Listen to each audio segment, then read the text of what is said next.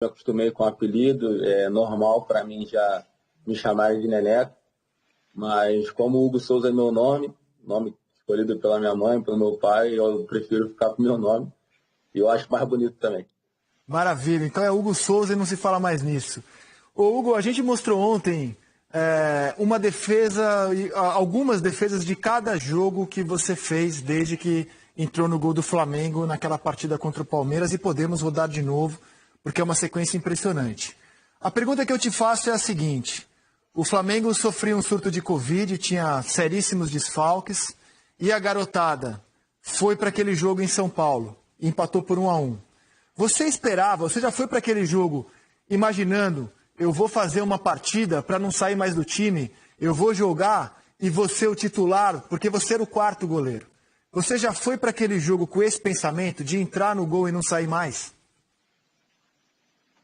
Bom, na verdade, a gente tem que estar sempre preparado para as oportunidades, né? O futebol é rápido e as coisas acontecem de uma forma que a gente às vezes não espera, mas a gente tem que estar preparado para qualquer oportunidade. Me preparei, coloquei na cabeça que teria jogo, que eu ia jogar e que eu teria que fazer o meu melhor.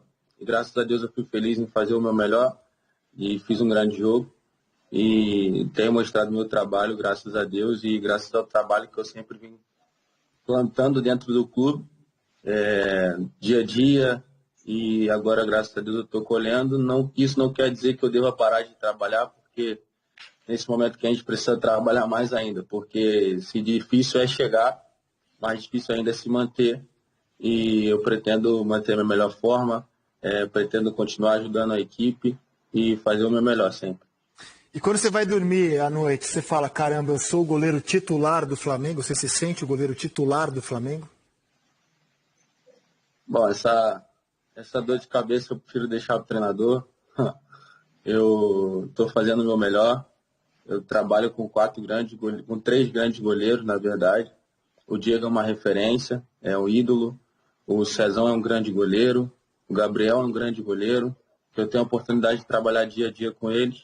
E assim, eu fico honrado de poder trabalhar com eles. E isso só eleva o nosso nível de competição, que é uma competição muito sadia, que vai sempre existir, mas da melhor forma possível, da melhor maneira possível. Então, acredito que cada um está buscando o seu espaço e essa dor de cabeça fica para o treinador. Dor de cabeça boa, hein? Feliz o treinador que tem essa dor de cabeça. Paulo Vinícius Coelho. Vai lá, Serginho. Não, que era só para pegar um pouquinho o gancho do Diego, tá? Você é um cara que vê os teus lances, vê os lances de todo mundo.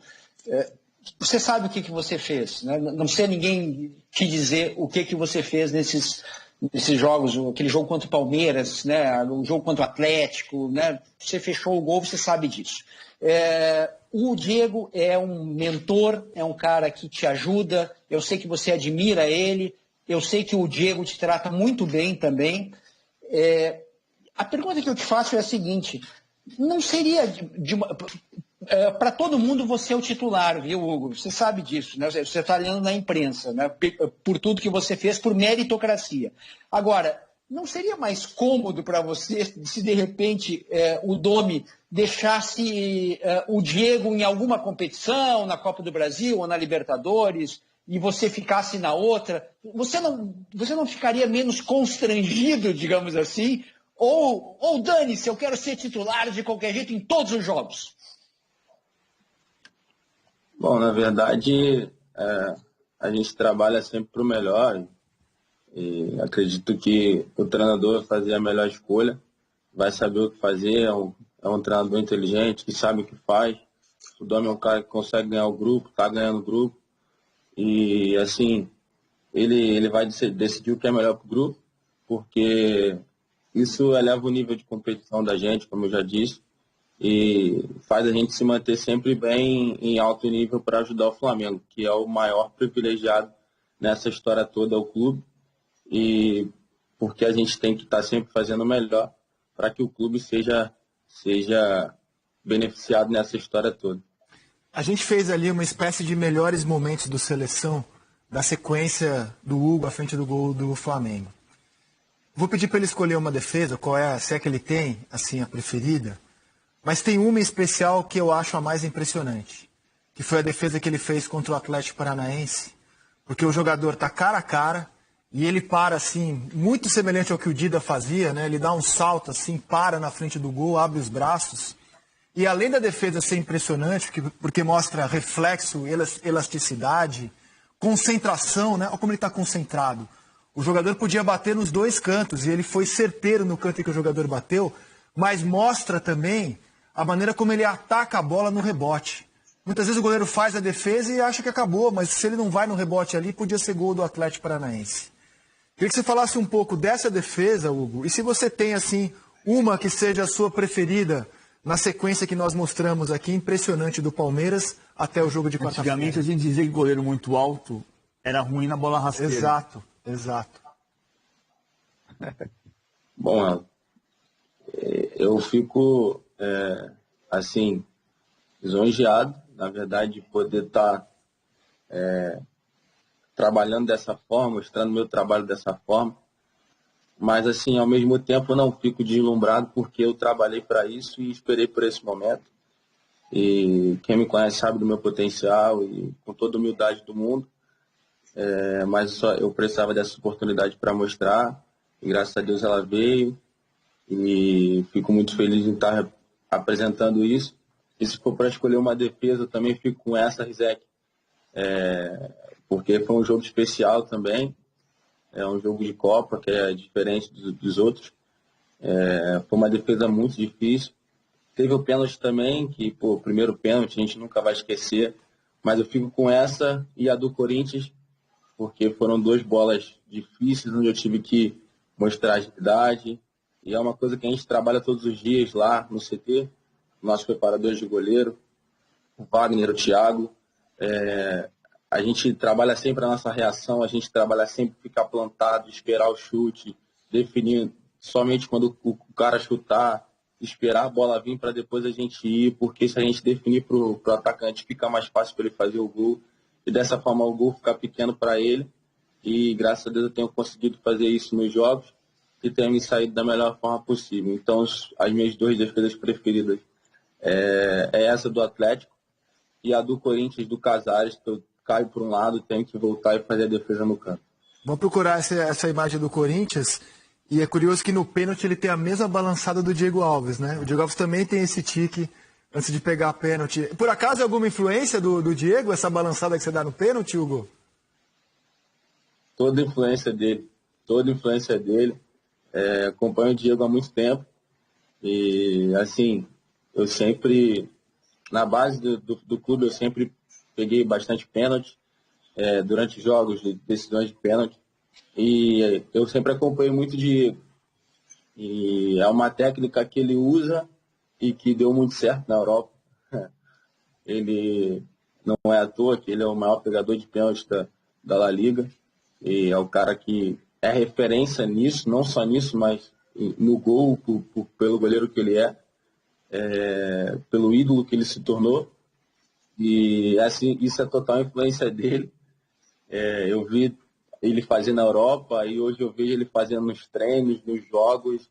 E eu falei assim, bom, se isso dá certo para ele, pode dar certo para mim também. E eu comecei a treinar isso, na base deu certo e graças a Deus no primeiro pênalti no profissional deu certo também. Que legal. Vamos por a defesa que ele escolheu então, na vitória de 5-1 do Flamengo contra o Corinthians em São Paulo. Chute do Casares. Aliás, é uma sequência, né? Porque tem a primeira e aí a defesa. Ô, professor Muricy, você que já viu... Na verdade, essa é do Luan, né, produção? Escolhemos direito? Não, entraram as duas. As duas, tá. O professor Muricy viu surgir o Rogério Ceni ali diante dos olhos dele, né? No dia a dia. Como é que você está vendo o surgimento do Hugo, professor, e o que você quer saber aqui do goleirão do Flamengo? Bom, primeiro eu queria dar os parabéns para ele, porque ele está com muitos pés no chão mesmo, né? Como ele falou, difícil é chegar, mas o mais difícil é se manter mesmo, ainda mais tendo o Diego Alves do lado dele, né? O Serginho fez uma pergunta legal, mas só que é o seguinte, não dá para dar brecha para ninguém, não. O Diego Alves também não deu brecha para você, não. É que ele se machucou, entendeu?